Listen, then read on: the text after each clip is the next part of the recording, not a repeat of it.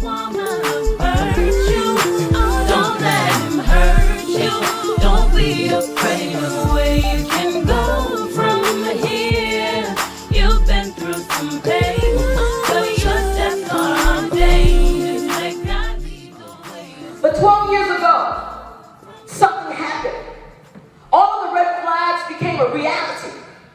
Early on a Monday morning, as I was on the way to work, riding the van, flashing on my cell, indicating that I had a voicemail message. So I listened to it. Time recorded was 2 a.m. in the morning. I was stunned. My heart was beating so fast that I thought I was having a heart attack.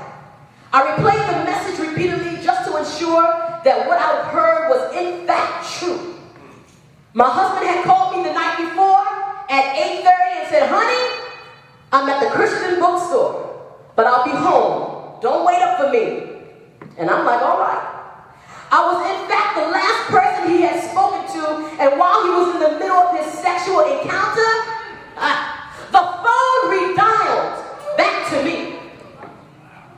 Guess God wanted me to hear it this time, huh? Jesus. It was nasty. It was very gross. What I was hearing on the voicemail.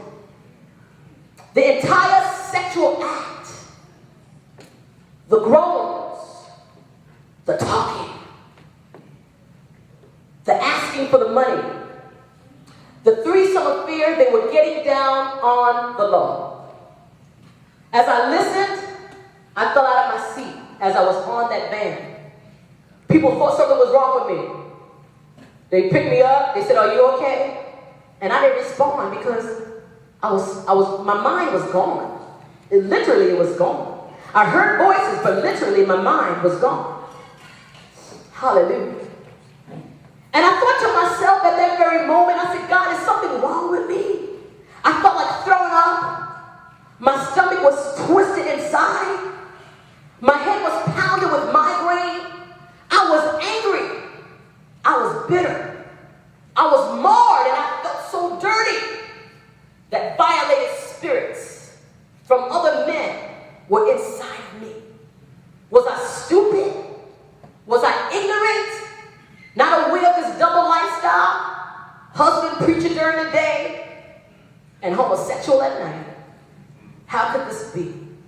My blood was boiling within me as I thought that the sanctity of our wedding vows had been broken. The windows of our marriage had been shattered. This man who said that he loved me was planning to murder me with disease.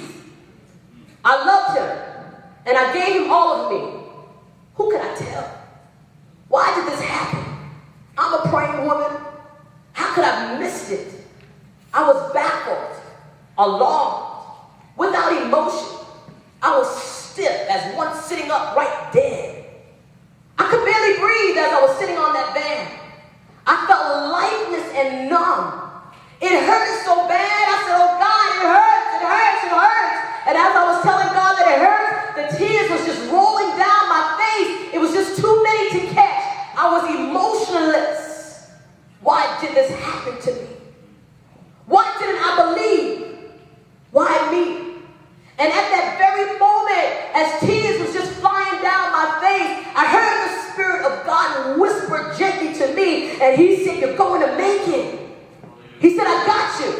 I'm catching all of your tears, and I will heal all your wounds, for I am the Lord thy God that healeth thee. Hallelujah. He said to me, remember the red flags? And I said, oh yeah, God. He said, I was showing them to you all along. I was showing them to you through your dreams. I was showing them to you through your vision. I was showing them to you through your belly knowledge. You know that intuition women that we have inside of you? God will communicate to you. You've got to pay attention to the signs. I did not anticipate still being single at this age, and I'll be 50 next year. Okay? Now don't get discouraged. Don't get traumatized. No, don't go home and eat a pint of Haagen-Dazs. The thing that has kept me sane and happy is that I planned for a life. Marriage will be an addition to my life, Marriage will not make money. Okay? And you cannot get so hot in the pants that you marry just so you can screw legally. It's not that deep. I'm sorry.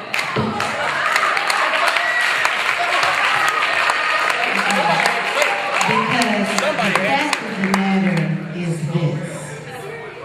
First of all, unless he really knows what he's doing, you don't have a whole bunch of time to work with anyway. So a lot of times sex is overrated because the guy is overrated. Number next, if you end up married to this person that you can screw legally, and they turn out to be a fool, an idiot, they don't know who they are, where they're going, they're not the man of the house, they're not making decisions. The last thing you want to see is him and his little friend. It's important that we are in front of the person because we're able to read the body language. And I think that's so important. And even though we have, we don't know everything about body language. I do. I mean, I teach body language as well. But I think just that natural instinct that we have, we can read some things. So when you ask a question and you see somebody going, you know something's wrong. So it's very important to meet that person. And when we talk about touch, yes, absolutely. When you talk, I told son, all right, okay. When you talk to someone, after 15 minutes of talking to someone, if a person has not touched you one time, that person isn't sincere of what they're talking about with you. They're not sincere about getting to know you. They're not sincere. What they're thinking about is only one thing.